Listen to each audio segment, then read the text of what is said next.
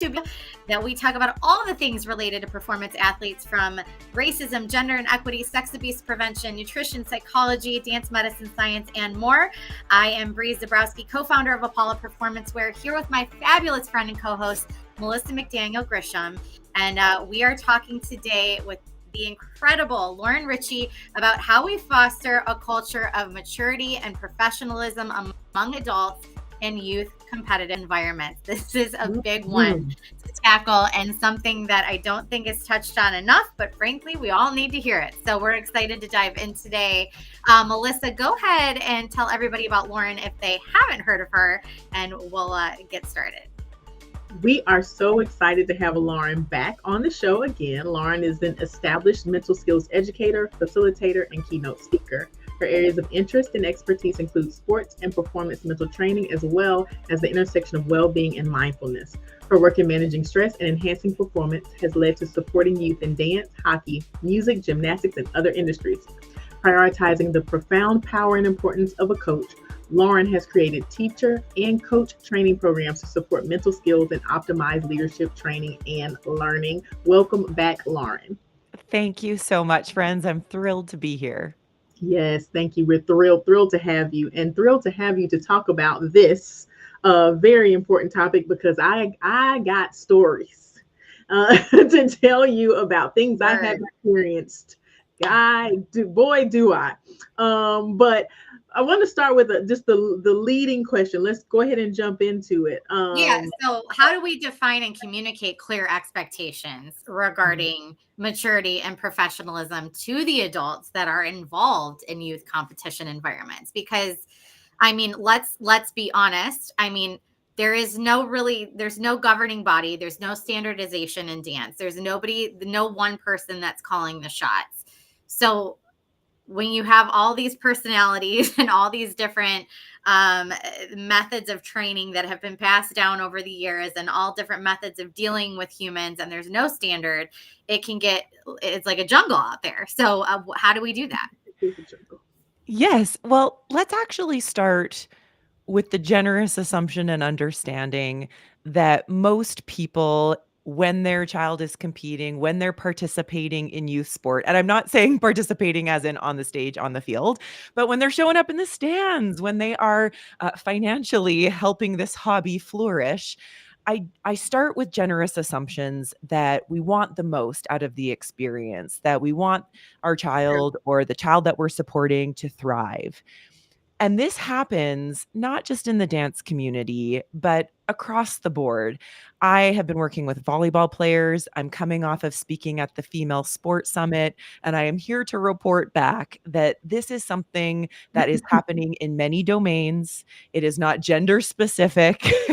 There are many sort of ingredients in this recipe that makes up a highly stressed environment by many people, and a lot of emotions, let's say that. Yeah. So when we talk about this idea of, well, dance isn't standardized and there is no governing body, I'm here to say that even when there is, this is still an important conversation. Up here, the hockey parents do have to do a code of ethics or code of behavior. And does that work? I don't know, because we still see some of the things happening. I think it's a great step. I think it's a great approach, but I just want to start with the generous assumption that most adults in this space do want the best for their kids, and they've put and support their children in these environments because they know that there is value. And also, we all have our own competitive spirit. We all have a lot of time and money invested in these businesses called studios and these businesses called dance competitions. And so what we're starting to recognize is that the adult's competitive spirit and overinvestment at times has an impact on the culture and the environment in which we find ourselves with these children. Yeah. So clearly defining and communicating what those expectations are. Is that the directors? Is that the coaches? Is that whose job is that to communicate? And how do we communicate that in a way that says, like, look, I respect you as the person that's footing the bill. I respect you as their parent. However, I am the one in charge, and these are the expectations we have for our program. Yeah, so there's going to be a multi-pronged approach, Okay. and it's going to require a lot of collaboration and cooperation. I like to use the performance pathway when we're talking about the culture in which we want these kids to train and compete and participate in sport or in dance. The performance pathway, I believe I've shared it before, but as that friendly reminder, it's that leadership creates the culture, culture creates the behavior, behavior creates the results. Mm-hmm. When we're looking at a studio environment, I like to remind the dance studio owners and the teachers that they are the leaders that are going to hold the space of what's okay and what's not okay in the culture that we stand for and want to create. It requires the teachers and the leaders to get crystal clear on the values, on the intentions, on the words and actions that they want to see trickle down into every other space and place within their control. But we're also recognizing that that performance pathway, if we zoom out, it includes the parents because the adults are going to create the culture, which creates the behavior, which creates the results. So when I Mm. do my parent sessions, it's easy to go, well, that, it's the studio owners or the teachers. But no, when we're talking about a competitive youth environment, particularly with dance, which is an early sports specialization, it becomes even more important that all of the adults in this space are value aligned. And I'm Okay. sure many people have talked about, identifying your values and getting clear on them.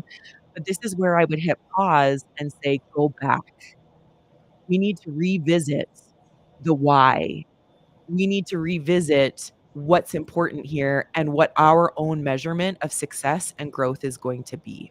Mm-hmm. So this also requires parents and caregivers to do that at home with their dancers, because that is also a direct feeder into what's okay, what's not okay with our words, our actions, our intentions, and how we show up in spaces. Hmm. So here I go off on the tangent. So we're talking about, it requires the parents to also be vision aligned and, or sorry, values aligned and to do it at home. But we can't always pick our parents who come into the studio. They walk in and they say, I want little Bobby to take dance. And you're like, okay. And then you figure out, whoa, these are not my people. Yeah. How how do you handle that? What do you do? So I support studio owners first with getting crystal clear, not only on the values, because we can walk into many studio spaces and the values are on the wall, and that's a great idea. But values are verbs, they're living, they're in action. And so when we talk with studios, again, I'll go onto their website, I'll see what it is, they'll tell me what they are. But when I get really, really, I sort of dig a little bit deeper into what is alignment and what are the thoughts, words, and actions that are okay or not okay. That's usually where rubber hits the road and we're at times not as clear, or each teacher might be seeing it slightly differently. And then if you don't have that conversation, it's not consistent. And if it's not consistent, there's gaps and there's holes. So that Mhm. is in general the first step when we look at this, because I also have supported a few studio owners who have parents that aren't a fit or families that aren't a fit. And sometimes it might be the child and the dancer who really would be happier or Right. be thrive in another space. I've also seen parents being asked to leave, which unfortunately for the child means that they're also then removed. But if you are not standing strong as the leader for I kind of remind them, it's almost like it's your home. That studio is your building, your walls, and you're at the helm, and so you get to say, not in my house, Right. Mhm. we don't do that here. And I Mhm. do it, and of course, before asking somebody to move on or saying this isn't a fit, of course, there's compassionate conversations, curious conversations. We wanna make sure that everybody in the space is clear on what's gonna be okay and not okay. The other Mhm. really tricky thing, and again, it's hard, is holding each other accountable. And that becomes a very tricky conversation. But if we don't do that, the behaviors or the things that you're allowing to slip and slide and sort of enter in and sneak through, they do become very contagious. They do become toxic. And I can tell you many stories where studio owners, teachers, maybe even that family knew it wasn't a fit, but nobody sort of put the stop. And Right. then it kept going. I'm sort of hearing you say, and from my own experience, I find this to be true. You have to be consistent even when it's inconvenient. Absolutely. And, like I've had to remove people from the team the week before a competition because of a gross display of misbehavior from the parents at the previous weekend's event. And knowing that if I didn't do something about that, right, that it was going to be a banner to all the parents that you can act like this and there will be no consequences. And furthermore, it was highly inconvenient for the teachers to have to restage and the kids that were left to have to restage and learn something new by the next weekend. But the tough decision was removing that person anyway, because it affects the overall culture of the entire thing that you're working so hard to build. Absolutely. And I will say, by you making that stand and saying not okay, and that Sure. there's actually repercussions when you choose to behave or act in this way, you are also protecting everybody else in the space. Yeah. It is not just a boundary that says you are out, it's a boundary that is saying we will hold this Yeah. so that everybody in this space can trust and respect and count on the fact that what I say, I mean, Right. it's true, that you have an integral leader who's willing to stand up. Because I've seen also some bullying situations Yeah. where, because the leader did not say that not okay, or there was no repercussions, Mhm. it sent the message that our leader isn't even going to protect us. Right. That That's a great point. That's a great point. yeah. So And going one step further, I think it's important to acknowledge the other side of it, which is that accountability for yourself. Like, you can't expect people to follow and uphold this culture if you weren't absolutely crystal clear, which is what I heard you say earlier, in your expectations, right? And so Mhm. when I made that decision, I was able to do so with the confidence of, like, there is no way they didn't understand that this behavior was not acceptable, right? Like, I have communicated this in multiple ways at multiple times. Like, they knew and did it anyway. And Mhm. so it gives you, when you're clear in the beginning and you know that you've done your portion, it gives you almost like a confidence to be able to make that decision and not look back with regret. Mhm. Yeah. and I will deliver the hard truth that yes, that requires us consistently doing self-reflection, because teenagers in particular can smell BS. They can smell when Sure. it's like you're saying this but you're not doing this. Sure. And also when you have these conversations with parents, whether I like to have them far ahead of time, so we're front loading the experience, and hopefully that we're not just reacting to situations, Right. but we have to clean up our side of the street too, and do a little bit of that inventory, and not from a space of self-judgment or blaming or this idea that we have to be perfect. Let's get very clear: coaches and teachers are human. We are going to make mistakes. We are responsible for many different people, often at the same time. So perfection is not the goal here, but self accountability and self integrity is. And Mhm. so when we are asking other people and when we're saying so clearly what's okay, not okay, our side of the street has to be clean too, or we own up where it hasn't been. Mhm. Absolutely. Mhm. Absolutely. If you are just now joining us, this is Beyond the Steps. I am Melissa McDaniel Grisham, and this is Bree Zabrowski, and we are with Lauren Ritchie, and we are talking about a very, very, very, very important topic about how we foster a culture of maturity and professionalism among the adults. The adults in the youth competition environment. And we've all seen these videos of people at basketball games and football games and hockey games, and we get to see the dance games firsthand, even though those don't usually make the viral rounds, but it happens. So Lauren has been giving us some great information. If you want to watch the show from the beginning, please go to YouTube at TP Dance Creations or at Apollo Performance and catch it from the beginning. But there's still a lot of show left, so don't go over there now. Make sure you listen to the rest of it and drop some comments, and we want to know what you think. How, Lauren, can we implement training programs? Because I'm going to tell you right now, I'm in the studio. I'm a competition director in the studio. I can see it now. You want me to do what? You want me to? You want me to come? I'm paying you, and you want me to come and train and learn about something. So, how do you think that we implement programs that emphasize maturity and professionalism and appropriate conduct for adults, or does it have to be formal? Like, are there different ways to do it? I believe there's probably many ways, depending on the community, depending on the level of competitiveness, depending on just the current people in the studio space.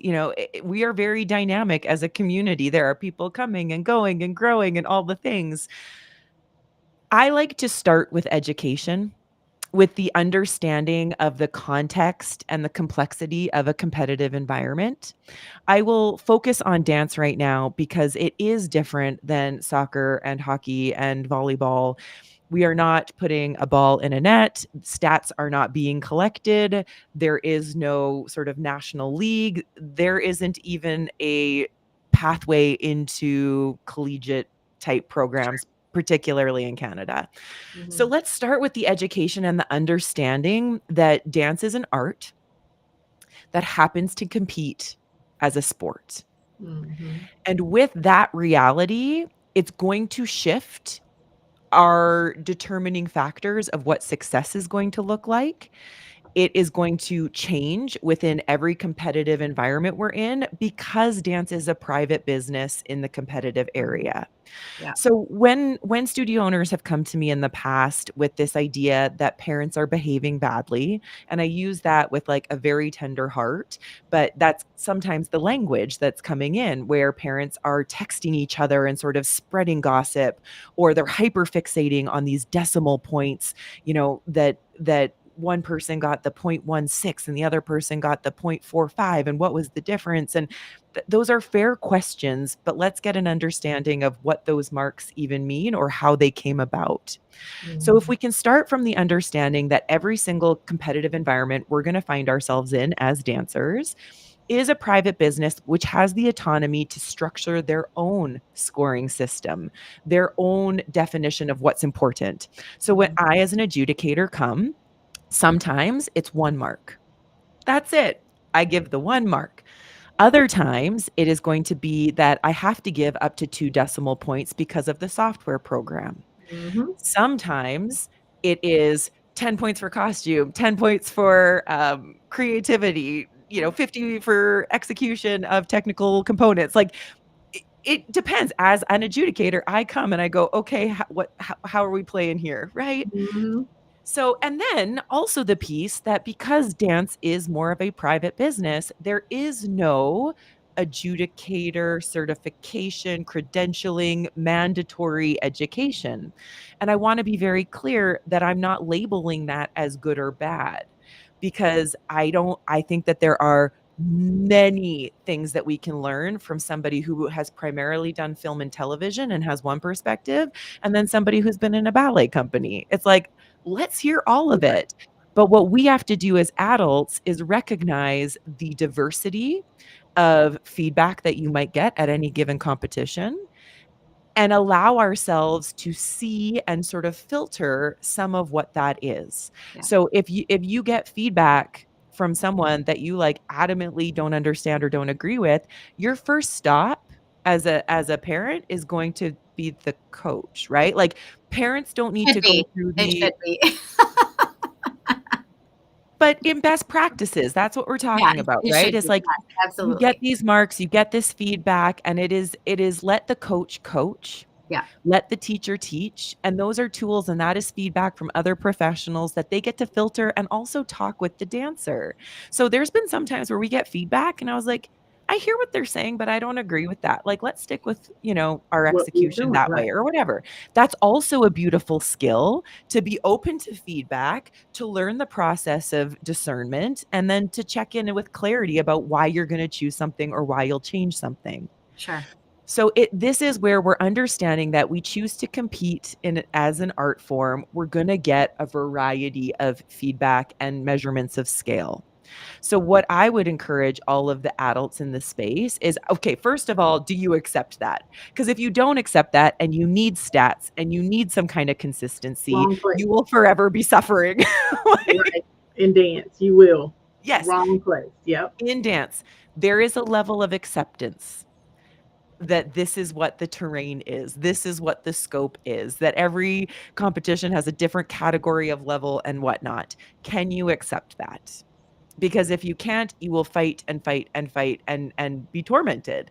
If you Mhm. can understand and accept that this is how it's done right now, things might change, never know. That's step one. And then step two for me is always, before you even get to the competition, before you get to that high stress environment, let's get really, really clear on what is our personal definition of success here. Mhm. And by about, I'm going to say, depending on the teacher, depending on the dynamics, but like by 10 or 11, for sure, let the kids define it. Let the kids pick, let it be their words, let it be their focus. It should and could and will be highly influenced by the adults in the space telling them what's important or where we're pointing that flashlight of attention and priority. But really, this is for them to start cultivating their own sense of growth, their own focus, their own definitions of success, which is essentially mandatory in this kind of competitive space. So do you think, I think that the tendency, the natural tendency for, I don't want to say everybody, but for a lot of people in the space, particularly educators, is to keep the parents at an arm's length, right? Mhm. And like, I'm dealing with this, you bring them to dance, you pay the bill, but like I've got it over here. I kind of find and I think that when you keep the parents in the loop and, you prep them, you take that extra time and share with them maybe the scoring rubric if it's provided for the competition in advance, how the competition works. Because let's face it, some of the parents just don't understand what a dance competition environment is. Or like I went recently to a marching band competition, didn't really understand how that score, like you really have to, it's common knowledge to you and it's a common language to you, but it's not necessarily to them. And if they go into that knowing what to expect, it takes some of the sting away and some of the triggers away, I would think, of what they're going to experience under fire, so to speak. Mm-hmm. Absolutely. We will never control somebody else's behavior. We will never control another adult, but I think this comes back to the piece of what are the pieces that we do control and Sure. what we can take full ownership on. So I've also worked with studios who have the 24-hour rule. It's like when something happens, there is no email, there is no text message. Everybody go to sleep. Everybody take a beat. Go, get into the car, go with your family and just like settle. So there's like a 24 or sometimes 48-hour rule. Many studios have a strong, you do not talk about the competition at the competition, Mhm. recognizing that there are a million ears open, there's eyes always watching. And if you want to be a community of professionalism and respect, I'm not saying you have to agree with it. I've been a part of competitive environments for almost 40 years. I understand. I have my competitive spirit and my opinions and my professional expertise. I have the feelings and opinions too, but so we have to actually recognize in the brain we have sort of that highly emotional center, right? This is what it's designed for. Then you have your prefrontal cortex, which is going to be your rational, your logical, your calm, cool, collected thinking. When we get highly emotional because we care, right? I always tell dancers, and it would be parents and adults in the space, like, you get nervous because you care. You get nervous because you've been working on this thing for so many months and so Sure. many weeks and so many Personal. hours. Yeah. It is, it does. But we're also recognizing that the way the human brain works is when you get emotional, when you feel that jolt of adrenaline or that, or that cortisol, you flip your lid. That calm, cool, collected thinking flies away. Yeah. That is biology.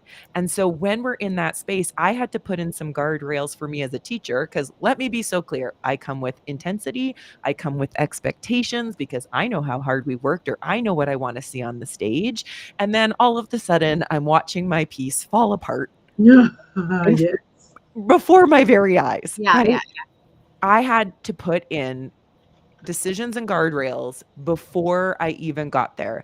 I had a moment with the kids, but I was very clear on how I wanted to behave and the words that I wanted to say in that moment. Ones that felt true and accurate, but also did not spread any conversations that I did not want, right? Right. Because Mhm. what I say in those moments, my face, when they come off The the face. stage, The my face. Yeah. face, The face. I am Always got to bad check the and face. horrible. just and so that's my opportunity to craft the narrative, even if I myself need a timeout. That's my moment as a leader, regardless of the feelings. We collect, we create the narrative or the understanding of what just happened and what appropriate next steps are, even before they get out to the lobby, even before they get out there. I've had to take myself outside and sit on a picnic table. I've had to eat some food and, like, bring the blood sugar back up, because Mhm. I know what it's like to be trained by a highly emotional leader. I know what it's like to be trained with a highly competitive leader who isn't being responsible for their emotions, and it only creates more panic and anxiety amongst the performers. Yeah. When you look at that high stress, high pressure environment, nobody needs to add pressure. We all feel it. Mhm. Nobody needs to add emotion or anxiety into it. It's already there. We're navigating through it. Yeah. So I had to get very clear, because I made a lot of mistakes, because I did it wrong a lot, because I said something and it went like wildfire and misinterpreted and out of context, and I just went, "No, that's on me." Like, I have to know better and I have to do better. And so from that aspect, it does take that practice of self-awareness. I have to come up with strategies before I get there on what's in alignment with how I want to be seen as a leader, and what's in alignment with how I want the children to act and what I want them to say and what I want them to focus on. Because we all know if it's been disappointing. We all know if it wasn't our. Sure. That's what I learned in the later part of my career in the director realm, is like everybody knows it. It doesn't need to be said, right? Like in that moment, we can talk about it when we get back in the studio, and we can analyze and we can, fix, and we can do all the things. But like in that moment, everybody has two eyes, two ears. They can see everything that went down, and we all know, right? And everybody's going to process that differently, which is where the self-control comes in, and the leadership comes in, frankly. So You I ladies definitely, are so good. Y'all are awesome. I have not mastered this skill at all. I distinctly I'm remember like the transition of when that clicked for me. And it was towards the very end of like right before I did Apollo, and left that part of my journey and in the rearview mirror. But I definitely wish I would have learned it sooner, because it definitely inspires a whole new level of calm and peace in events like that, where you're typically stressing yourself out to the max. Oh It's my the gosh, worst. I'm Well, and horrible. but if it is on your radar and you have the conviction or the want to do better and to sort of like be in more alignment, that's what you need, right? Like that's the genuine interest, and that's what allows it to grow. Like I said, I did it wrong a million times. I Sure. put my Yes. foot in the mouth. Like I don't know. And then let's be real, like when you're on day 3 of 14 hours in this theater, words are barely coming out of my mouth properly. Like Right. I am forgetting Right. names. I You're am like exhausted. Yeah. you're exhausted. And so it is that level of self-compassion that we want to be generous with ourselves and others when we quote unquote behave badly. But like, do you have a desire to do better, to get more curious around what would be more effective? Mhm. And it's even, I love, Brie, that you were saying that you had those moments where you kind of looked around and everybody knows like that wasn't our Yep. day. Yeah. But this is how clear and almost minuscule we can get is that that can be the saying of our studio when something didn't go well. It can be wasn't our best or wasn't our day. But the minute that either the leader or the kids or the parents, the minute we start to go into, well, they missed the lift and they fell out of their turn, and the pointing and the blaming and the shaming, that becomes who you are as a studio. That becomes the conversation. So if we can give in our culture of how we do things here, like how we want everyone to behave in the hard moments, the easy moments, there actually is, I would argue, some front loading there. Can you win with grace? Can you win with a sense of humility? Like that also counts of how do you want to show up in the highs and the lows? But we can give literally snippets of group understanding, of team understanding, where we can say that wasn't our best, it wasn't our day, or that's really frustrating, wasn't what we hoped, but then you leave it and the rest will be debriefed together at the studio, and the rest will be debriefed through the lens of the coach and the creator, not the person in the stands. Right. And it doesn't matter, every single sport documentary I watch, I feel validated and confirmed, because when things are hard, the people in the stands, the people in the audience have strong opinions and are quick to turn. Sure. And then when things are going well, oh, look, oh, we're all happy. Yeah. We cannot let outside observers dictate, tell the story, and impact what we know to be true about our process and our growth and our mission as a team. We cannot let external forces dictate our training, our mood, or what we know to be true. And that is why I hope that we can continue this conversation around, I understand this whole idea of like, keep the parents at arm's length. To me, I feel like, again, there's like a push there, as opposed to, we're a community. We all have roles and responsibilities. The only way this is going to work is through collaboration. So let's talk about where that is. And the reality that this generation of parents has more information, more opinions, more advice, more access to worldwide choreographers, and the process of dance, that of course they're going to come with like some overwhelm or an abundance of information. Sure. But I made a post on my Instagram that it's that sort of Dunning-Kruger effect, where just because you have a lot of information doesn't mean you have an understanding of the process or an expertise in what true growth and development looks like in this arena. But I don't blame parents. They are literally inundated on their phones with informations and opinions and other people's feedback. And sometimes it's in the room and other times it's people in Poland. Like, there's so much coming in. So let's do our best to educate, but hold firm as to, here's the roles and responsibilities. And I'm a pretty big advocate by the time a dancer is 10 or 11, because let's be clear, we need the parents to help and support those little ones to practice their dances. We are an early sport specialization. They need sometimes somebody to hit play. They need sometimes somebody to go like, oh, I think your teacher's doing a star jump. Like, oh, that doesn't match. Okay, great. So let's not say, oh, parents don't get any part in this, because they are a huge part of this. They're collaborators. That being said, by the time a dancer is 10, for sure 11, be a fan, enjoy the show. The dancer by that time just needs the parent to book the studio, and then they get to go into the studio. They have their teacher's voice in their head. They know their corrections. They know what a bent leg looks like. And even if it's like, well, yes, but it would be so much better if I was in there and I was pointing it out and I was scratching the back of the leg. And it's like, now we're out of the roles and responsibilities of a parent, because they need you to be a source of unconditional love, and they need you to be a stable source when the chaos of competition and convention comes. Like, you get to be their source of stability and love. And what a beautiful what a beautiful thing that not everybody gets. Mm-hmm. So that's sort of my piece with the arm's length is let's be I real love it. about where we're at.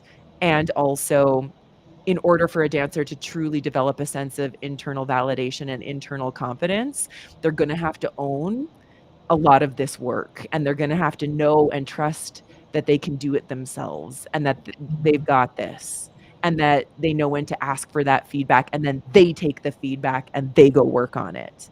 Yeah. And it's important to recognize, I always we like to be transparent on this show. Like, we're saying all this is like, it's very black and white. Like, we understand fully like how hard this is to take these steps and make it and be consistent and navigate ego and emotion and all the things that come with competitive environments. And so we're by no means saying this should be easy. I can tell you, there's a lot, like Lauren said, I learned by making a lot of mistakes.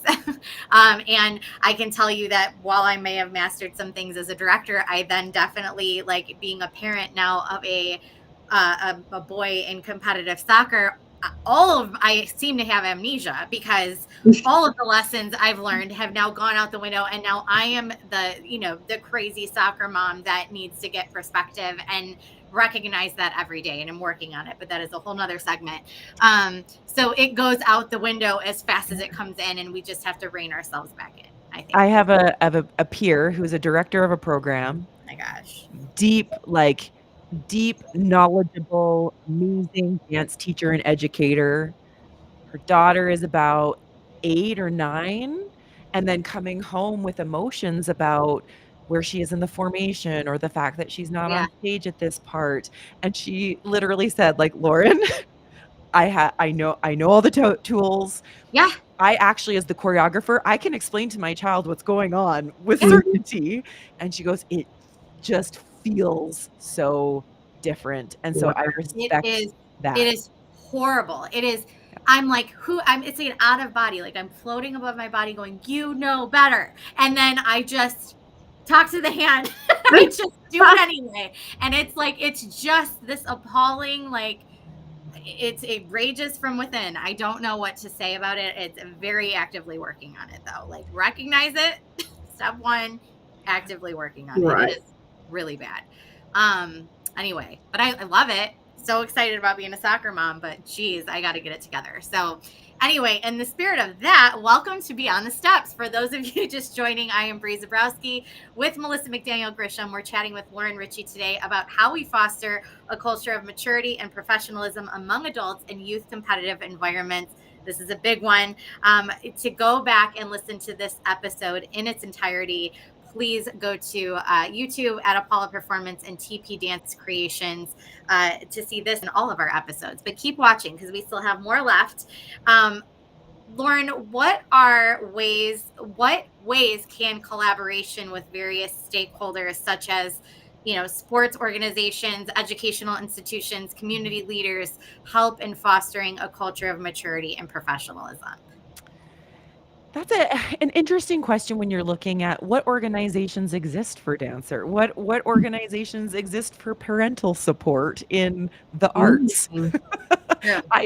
There's not a ton, I'll tell you that. No, there's not. They keep evolving. Yeah. Mm-hmm, mm-hmm. And I mean, hey, we're here. We're starting the conversation, and the piece around parental involvement within the rehearsal process is actually where I'm currently doing some research because I understand the nuance and the complexity of this. The long-term athletic development model is what we hold as the gold standard in Canada. It's the LTAD, and they did the most research when it came to how do we keep kids active? How do we keep them engaged in the thing that they love? How do we keep movement something that feels good and exciting and nourishing and not like punishments and haves and shoulds and, measuring all the things? And it's best practices, and also it says not to early sport specialize until you're like 12. And I just went, well, so close. But I have found the most impactful books for me to be, and I would say Instagrams and podcasts and books and all the rest. For me, it has been leaders like Dr. Lisa D'Amour, who has multiple books around the emotional lives of teenagers and under pressure. Dr. Becky Kennedy, who has Good Inside. And even though she's talking about younger kids, the reality is so much of our reactions and our responses are parts that are in we're sort of maybe part of our childhood or our competitive Sure. spirit that we're needing to renegotiate. Um, Every Moment Matters is a great book for coaches and educators because it's largely like you got to get your values right. You have to get so crystal clear on what is the culture that you're creating. You got to get clear on what accountability is. So I have found the most helpful and impactful resources, fellow sort of professionals and people who are generously sharing in the public, because this is really asking every adult in this space to do self pause, self reflection, self planning, getting really clear even amongst the family about how are we going to celebrate our wins and what feels like growth and how do we know, because so much of dance isn't measurable or consistent or has that rubric. But if we can get into the car and just cheer our faces off that we finally got that section, or that like their genuine artistry was just like beaming out their face and it was just like there was pure joy on the stage, and like that's the kind of conversation. Let me be so clear, because there are times where it's like, well, that sounds like winning doesn't matter, or like, that it sounds a little too fluffy. The reality is that we need all of it, right? I was a highly competitive person. I came to win. My sister, Yeah. she was happy to be there. Yeah. She was competing. She wanted to do well, but my mom will tell you, like, she had 2 very different competitive dancers and was Are just you like, are you the oldest? Total "Mm-mm, sidebar. No, you're no, not. Oh my yeah." gosh. Yeah, I got some fire and some leadership in me that was second kid. But Wow. I looked at my sister who was doing all these things, and I looked at the senior dancers, and I don't know why, it's just who I am, but I was like, "Imma do that." Ah, Like, and I'm years behind them, and I'm like, "Mm-mm, I can try that," or like, "That's what I want," and so it yeah. became this, like, fuel. So when we talk about, like, every single competitor even comes with a different experience, and let's be so clear, I wanted to win. I didn't like losing, but I never blamed my competitor. I was never the victim in the loss. It was always, what did I miss? What needs to be worked on? Again, sort of that high level of accountability and ownership. But all of us are going to need to negotiate that, because there is no winning in the dance world. Each competition will have places, Yeah. but there is no Winner. winning here. There is no podium. There's not even agreement amongst different competitions of what would be at the top. Right. And Right. the thing that gave me so much like appreciation, and actually the studio owner was like, I should send it to you and we can share it publicly if we can keep enough of it confidential. But they did a whole worlds competition and they got their marks back, and there was no consistency among how they were graded. And if it was that judge, it was 7 out of 10. If it was that, it was 4. If it that, it was 10. And it was just like, even across the world, Yeah. we are going to navigate people's artistic preferences and opinions and what they value as adjudicators and as judges. So again, it kind of loops back to that piece of, can you find so much love and commitment in the process? Can you value growth? Can you understand that we are building resilient humans, not by protecting them and putting them in places where they're definitely going to win, not in doing things for them or making sure that we're part of their growth? You develop resilient humans by slowly and gently nudging them to do hard things. We Sure. want them to feel uncomfortable. We want them to feel big emotions, because the reality is that we can hold the space for their big emotions. If Mm, they're upset and we're upset, then it must be really bad. But right. if we as the adults in the space can be what Dr. Lisa D'Amour says, the outsides of the swimming pool. The kids are in the deep end. They are playing. They are having an amazing time. Inevitably, somebody gets kicked in the face. Somebody gets tired. Somebody gets hungry. And they are going to come to their parents. They're going to come to the adults in this space when they need a breath, when they need a break, when they need a moment of feeling their feelings. Yeah. And if we just jump into the middle of the deep end with them, nobody is better. I love So that analogy. That's great. Dr. Lisa Damore is my favorite. If I could, I should just show up with like a little fan club shirt. I'm sure I wouldn't be the only person in it, but it's such a beautiful analogy for just what our job is in competitive environments and what our job is when our kids are going through hard things. So, And then we need somebody yeah. to support us as we process. Yeah. But So for those people on the that are sitting here going, "Oh my gosh, like I need to do so much better." Like reassure everybody out there. Like, is it too late? Like we can make these changes at any time. Like it's not too late Yeah. to make a different choice or a different decision. Yeah. And kids often tell you what they need or what they want or what they don't want. So we had a situation recently where there was some team dynamic conflicts. You have a bunch of teenagers who spend a lot of time together, who sometimes go to school together, and like groups change depending on the environment, all the things. And one had opened up just saying like, "Oh, yeah, me and this other dancer just we're not very close anymore." And there was, a couple little tears, and you're just okay.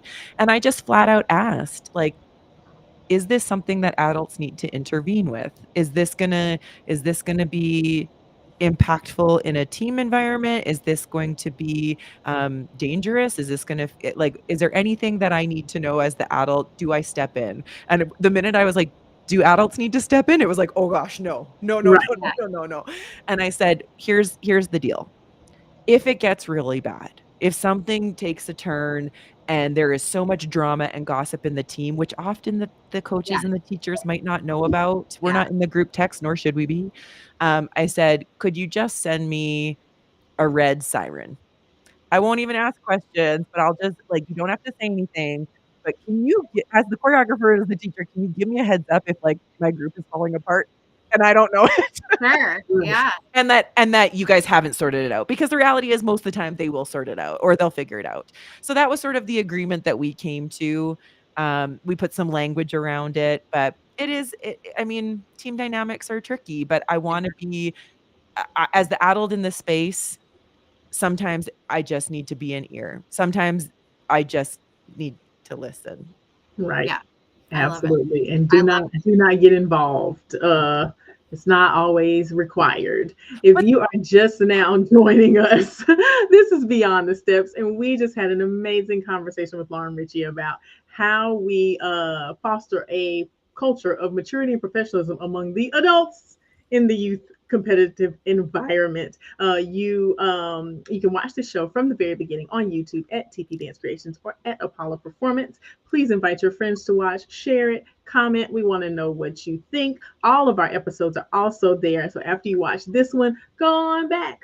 Find other episodes that are related, especially the one with Lauren last time she was on the show, and watch those as well.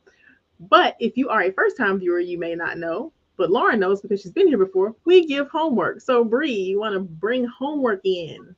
Yes. So, Lauren, we've talked about a lot today about a lot of things, but what is one thing you want our listeners to challenge themselves to do between now and next week's episode to make progress in this regard? Take a moment and go back. Even if you've done it 5 times, I've probably done it 10 to 15 times. Go back and get really anchored in what's important to you. Your values. Why are you supporting your child in dance? Why are you a coach or a teacher in the dance space? And from there, how are we measuring success? If it's values aligned, because we know we'll never control an outcome, right? We'll never control things that are just up to chance and just, whoever shows up to adjudicate or what other competitors there are. That's none of our business in so many ways. Our job is to get super aligned with our values, get very clear on how you're measuring success. And then as the adult in this space, say it till the eyes are rolling in the back of their head, right? Make it about all the ways in which you love seeing them light up, or you've seen the work ethic working and there's been so much progress. And if you hyper focus on the end result, on the end mark, you're essentially telling them that that's what counts and that's what matters. And when we come from that understanding that dance is an art, we're choosing to compete in it as a sport, but the essence of what we're doing and the way that we're growing sometimes is very invisible. Sometimes it's very personal. So let's get clear on what are we actually measuring here, or what are indicators of success? And then, yeah, say it until you get the eye rolls and the I know. And even keep saying it then. Yeah, I love it. And thank you for that homework. So you have Lauren's homework. Our homework here on Beyond the Steps is always the same. We want you to take our Steps Initiative course. This is the foundation for this show. It's a free 4-part course series that's going to tackle things like racism, gender inequity, sex abuse and prevention, nutrition psychology, and of course, dance medicine and science. It's going to provide evidence-based resources and information for you to sort of expand your knowledge on your own and give you that pathway. It is 100% free. So please, Melissa's going to pop that link up right now. Please go take the course. We've had coaches take it, parents take it, kids take it, teams, staff members take it. There is no limit to who can take this course. And again, 100% free, because when you know better, you do better. Lauren mentioned some great resources today. So make sure you go back and watch the show, including the book, Every Moment Matters, for coaches and educators. So take a look at that. And again, listen to the episode to get her other suggestions and recommendations. Lauren, how can people get in touch with you? I know you're really accessible. So the two main ones are my website, withlauren.ca. And then Instagram, I do a ton of reels and posts, and that's Lauren_M_Richie, which you can also access through my website. Awesome. Thank you. Awesome.